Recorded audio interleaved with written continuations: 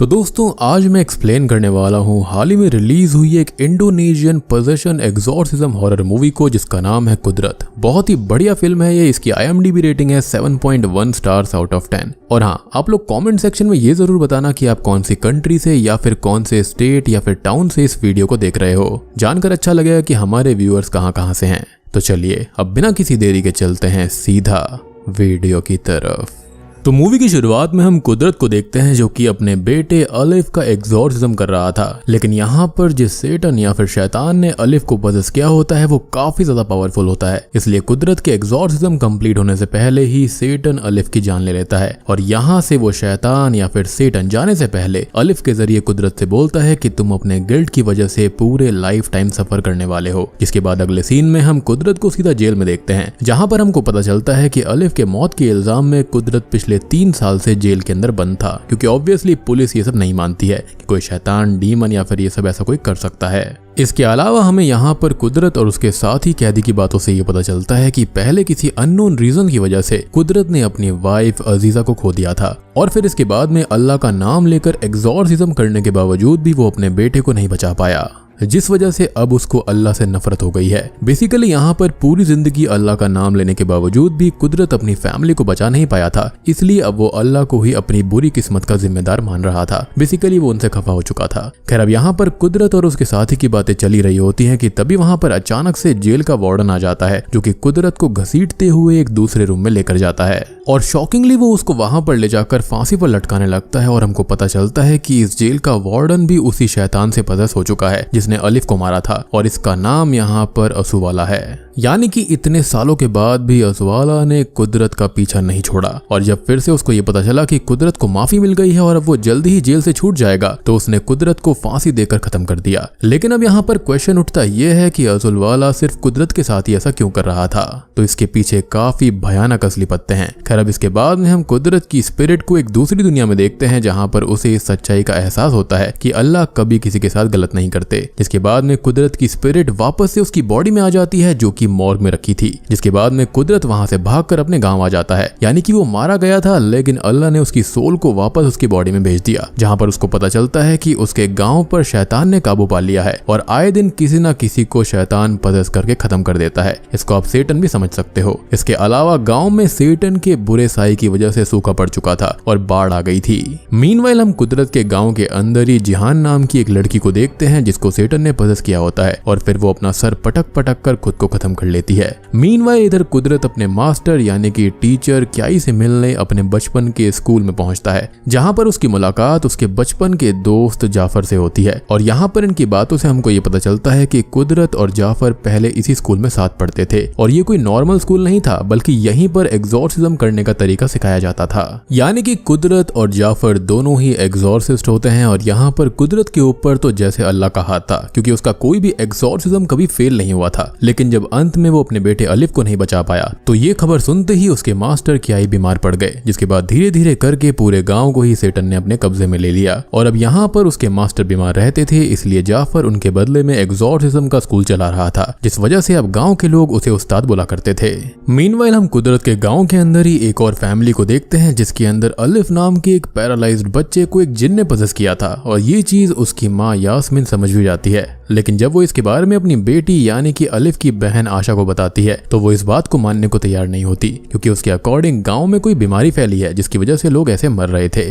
फिर अगले दिन जिन अलिफ को इतनी बुरी तरह से पजेस कर लेता है कि वो अपनी माँ यास्मीन को ही मारने लगता है। लेकिन यहाँ पर यास्मीन बड़ी मुश्किल से अपनी जान बचाकर उस रूम से बाहर निकल जाती है और रूम को बाहर से लॉक कर जाफर को बुलाने के लिए स्कूल भागती है ताकि वो उसका एक्सॉर्सिज्म करवा पाए। जिसके बाद में जब वो स्कूल पहुंचती है तो उसे वहां पर सिर्फ कुदरत मिलता है, इसलिए वो कुदरत से ही साथ चलने की भीख मांगती है, जिसके लिए कुदरत पहले तो मना करता है। लेकिन फिर अलिफ का नाम सुनते ही उसे अपने बेटे की याद आती है, जिस वजह से वो अलिफ के एक्सॉर्सिज्म के लिए राजी हो जाता है। मीनवाइल अलिफ की बहन आशा जिन की बातों में आकर रूम का दरवाजा खोल देती है, जिसके बाद में अलिफ की बॉडी में छिपा हुआ जिन आशा को पजेस करके उससे उसका खुद का ही हाथ कटवाने लगता है। लेकिन लकीली इतने टाइम में वहां पर कुदरत और यास्मीन पहुंच जाते हैं, जिसके बाद कुदरत आशा को साइड में करके अलिफ का एक्सॉर्सिज्म शुरू करता है और फिर काफी ज्यादा पावरफुल एक्सॉर्सिज्म परफॉर्म करने के बाद में अलिफ की बॉडी से जिन बाहर निकल जाता है। लेकिन जाने से पहले वो कुदरत से ये बोलता है कि मैं तो जा रहा हूँ, लेकिन मैं जिस शैतान की पूजा करता हूँ और जो मुझसे भी ज्यादा पावरफुल है वो तुमसे बदला लेने के लिए जरूर आएंगे।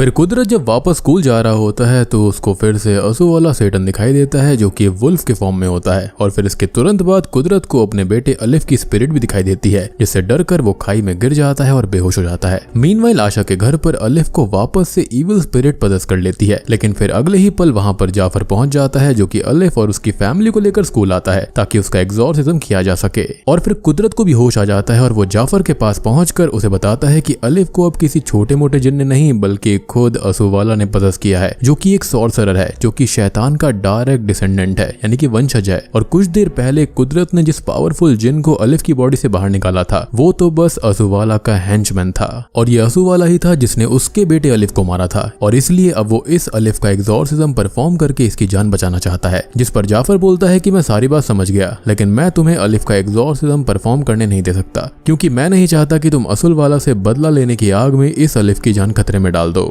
और ये सब सुनने के बाद में कुदरत तुरंत ही चुप हो जाता है। और फिर हम सीधा अगले दिन का सीन देखते हैं जहां पर आशा स्कूल के बाहर बैठकर रो रही थी। इसलिए अब कुदरत उसको समझाने लगता है कि सिचुएशन चाहे कितनी भी बुरी हो, लेकिन हमें कभी भी अल्लाह पर भरोसा करना बंद नहीं करना चाहिए, क्योंकि शैतान यही चाहता है। और फिर अगर एक बार तुम्हारा अल्लाह पर से विश्वास उठ गया तो शैतान को तुम्हें खत्म करने में देर नहीं लगेगी। लेकिन यहाँ पर तो उसका खुद का विश्वास कम होता जा रहा था। और इस तरह से ये दोनों लोग बातें करते हुए गाँव में जिहान के घर के पास पहुंच जाते हैं, जहाँ पर जिहान के फादर कुदरत को देखते ही मारना शुरू कर देते हैं, क्योंकि वो जाफर का साथी था। और यहाँ पर कुदरत को पता चलता है कि जाफर सिर्फ उन्हीं लोगों का एग्जॉर्सिज्म किया करता था जो उसको पैसे या फिर अपनी जमीन दिया करते थे, और जो लोग अपनी गरीबी की वजह से ऐसा नहीं कर पाते थे उनको जाफर मरने देता था, लेकिन उनका एग्जॉर्सिज्म नहीं करता। यानी कि यही वो वजह थी जो गांव में एग्जॉर्सिज्म उस्ताद होने के बावजूद भी जिहान ने शैतान के पोजीशन में अपना सर पटक पटक कर अपनी जान दे दी, लेकिन उसकी फैमिली वाले उसे बचाने के लिए कुछ भी नहीं कर पाए क्योंकि वो लोग गरीब थे।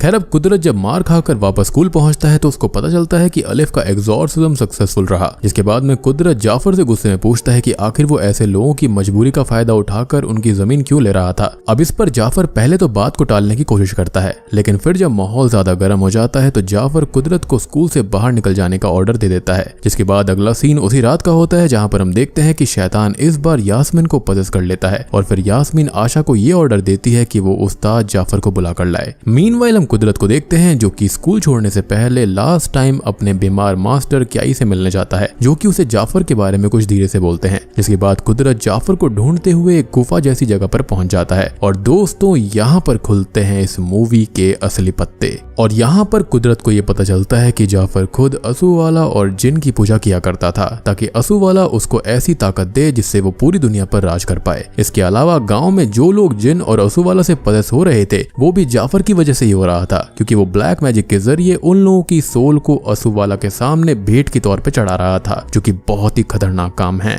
और रक्षक जब भक्षक बन जाता है तो ऐसा ही होता है। खैर यहाँ पर ये सब जानने के बाद कुदरत और जाफर में अच्छी खासी फाइट शुरू हो जाती है, लेकिन फिर अंत में कुदरत जाफर को खत्म कर देता है। मीनवाइल वहां पर जाफर को ढूंढते हुए आशा भी पहुंच जाती है, जो कि अब कुदरत को अपने साथ चलने को कहती है।